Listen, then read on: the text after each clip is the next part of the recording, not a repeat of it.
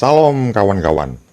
Pada pembahasan kali ini, kita akan membahas mengenai mengapa orang Kristen tidak lagi mengikuti hukum Taurat di dalam Perjanjian Lama. Hukum Taurat masih menjadi bahan perbincangan yang hangat di antara gereja atau orang percaya hingga saat ini, terutama menyangkut relevansinya pada masa kini bagi orang yang percaya atau bagi orang Kristen. Kita tahu bahwa hukum Taurat dalam Perjanjian Lama merupakan firman Tuhan yang harus ditaati oleh umatnya. Tetapi faktanya saat ini sebagian besar orang Kristen tidak lagi mengikuti atau melakukan peraturan-peraturan di dalam hukum Taurat. Sehingga sering timbul pertanyaan, apakah hukum Taurat masih relevan bagi orang yang percaya di dalam Perjanjian Baru? Atau apakah orang Kristen di dalam Perjanjian Baru masih terikat dengan hukum Taurat yang ada di dalam Perjanjian Lama? Jika tidak, apakah itu berarti bahwa firman Allah telah berubah? Apakah firman Allah hanya berlaku untuk sementara waktu saja, yakni pada zaman Perjanjian Lama saja? Lalu, mengapa orang Kristen masa kini tidak lagi mengikuti peraturan-peraturan yang ada di dalam hukum Taurat? Kemudian, mengapa orang Kristen, Perjanjian Baru atau Gereja Tuhan pada zaman sekarang tidak lagi terikat dengan peraturan-peraturan hukum Taurat yang terdapat di dalam Alkitab Perjanjian Lama? Sehingga pada pembahasan kali ini kita akan membahas mengenai topik hukum Taurat ini.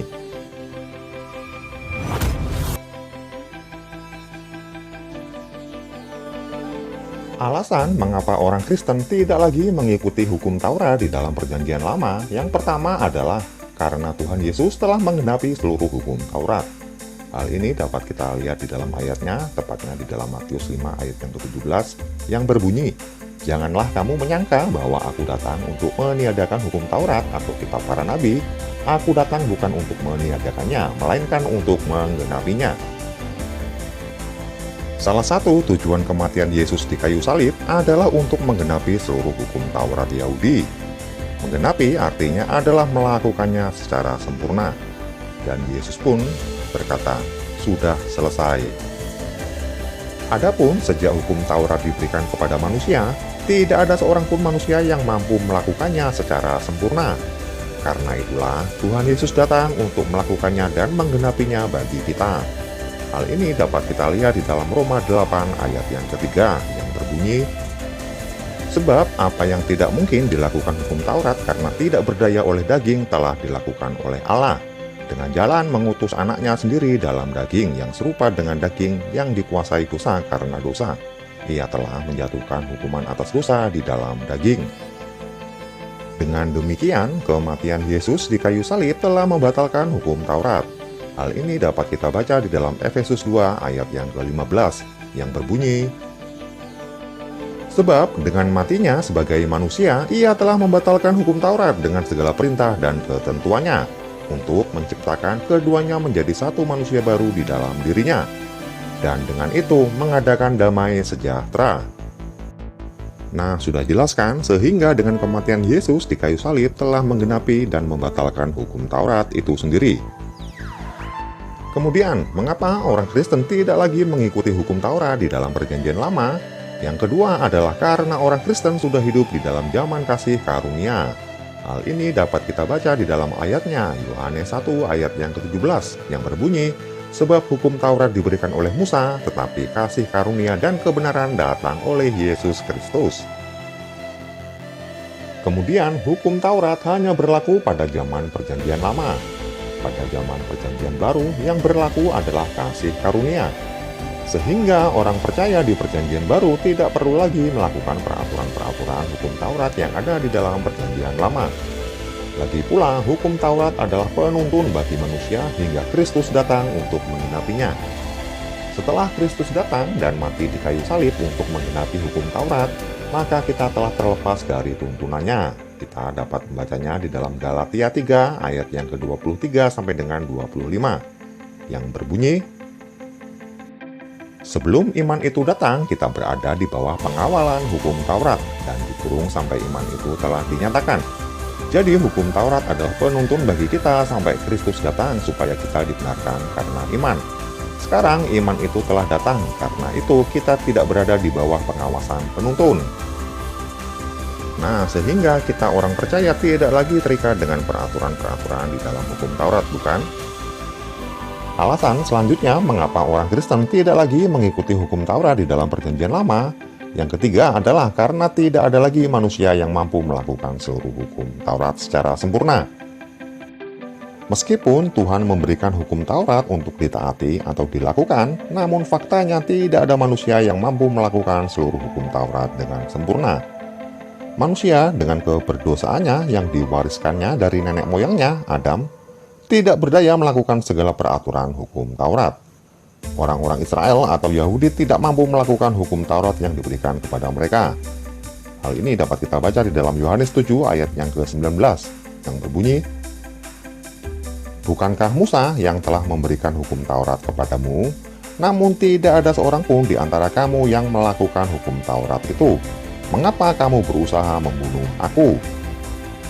Dan ayat ini merupakan perkataan Yesus sendiri. Selanjutnya, sebab orang yang tidak dapat melakukan seluruh hukum Taurat berada di bawah kutuk. Kita dapat membacanya pada Galatia 3 ayat yang ke-10 dan ayat yang ke-13. Yang berbunyi, karena semua orang yang hidup dari pekerjaan hukum Taurat berada di bawah kutuk. Sebab ada tertulis, terkutuklah orang yang tidak setia melakukan segala sesuatu yang tertulis dalam kitab hukum Taurat. Kemudian Kristus telah menebus kita dari kutuk hukum Taurat dengan jalan menjadi kutuk karena kita. Sebab ada tertulis, terkutuklah orang yang tergantung pada kayu salib. Adapun alasan selanjutnya mengapa orang Kristen tidak lagi mengikuti hukum Taurat di dalam Perjanjian Lama adalah karena tidak ada orang yang bisa diselamatkan karena melakukan hukum Taurat. Hal ini dapat kita baca di dalam ayatnya, Galatia 3 ayat yang ke-11 yang berbunyi, "Dan bahwa tidak ada orang yang dibenarkan di hadapan Allah karena melakukan hukum Taurat adalah jelas, karena orang yang benar akan hidup oleh iman. Sehingga tidak ada orang yang bisa diselamatkan karena melakukan hukum Taurat. Sebab memang hukum Taurat tidak pernah dirancang untuk menyelamatkan seseorang." Dari sini kita dapat mengetahui manusia bukan saja tidak mampu melakukan seluruh hukum Taurat. Bahkan jika dia mampu pun dia tidak bisa dibenarkan atau diselamatkan. Manusia hanya dapat dibenarkan atau diselamatkan melalui iman, bukan melalui kepatuhan pada perintah-perintah yang ada di dalam hukum Taurat. Hal ini tidak hanya berlaku di Perjanjian Baru, tetapi juga sudah ada di dalam Perjanjian Lama. Sebagai contoh adalah Abraham, nenek moyang bangsa Israel, yang dibenarkan Tuhan karena imannya, bukan karena melakukan hukum Taurat yang baru terbit 430 tahun kemudian. Kita dapat membacanya di dalam Galatia 3 ayat 5 sampai dengan 9 yang berbunyi, "Jadi bagaimana sekarang? Apakah Ia yang menganugerahkan roh kepada kamu dengan berlimpah-limpah dan yang melakukan mujizat di antara kamu berbuat demikian karena kamu melakukan hukum Taurat atau karena kamu percaya kepada pemberitaan Injil?" Kemudian, secara itu jugalah Abraham percaya kepada Allah, maka Allah memperhitungkan hal itu kepadanya sebagai kebenaran. Jadi kamu lihat bahwa mereka yang hidup dari iman, mereka itulah anak-anak Abraham. Kemudian, dan kitab suci yang sebelumnya mengetahui bahwa Allah membenarkan orang-orang bukan Yahudi oleh karena iman, telah terlebih dahulu memberitakan Injil kepada Abraham, "Olehmu segala bangsa akan diberkati." Selanjutnya, jadi mereka yang hidup dari iman, merekalah yang diberkati bersama-sama dengan Abraham yang beriman itu. Sehingga dari sini sangat jelas sekali bahwa iman adalah yang menyelamatkan. Kemudian, alasan mengapa orang Kristen tidak lagi mengikuti hukum Taurat yang ada di dalam Perjanjian Lama? Jawabannya adalah karena kasih adalah penggenapan dari hukum Taurat. Kita dapat membacanya di dalam Roma 13 ayat 8 sampai dengan 10 yang berbunyi, "Janganlah kamu berhutang apa-apa kepada siapapun juga, tetapi hendaklah kamu saling mengasihi. Sebab barang siapa mengasihi sesamanya manusia, ia sudah memenuhi hukum Taurat." Kemudian karena firman jangan berzina, jangan membunuh, jangan mencuri, jangan mengingini, dan firman lain manapun juga sudah tersimpul dalam firman ini, yaitu kasihilah sesamamu manusia seperti dirimu sendiri. Kemudian kasih tidak berbuat jahat terhadap sesama manusia, karena itu kasih adalah kegenapan hukum Taurat. Sehingga kawan-kawan, dari sini kita dapat mengetahui, meskipun orang Kristen tidak lagi terikat dengan hukum Taurat, namun kita terikat dengan hukum kasih yang merupakan hukum terbesar.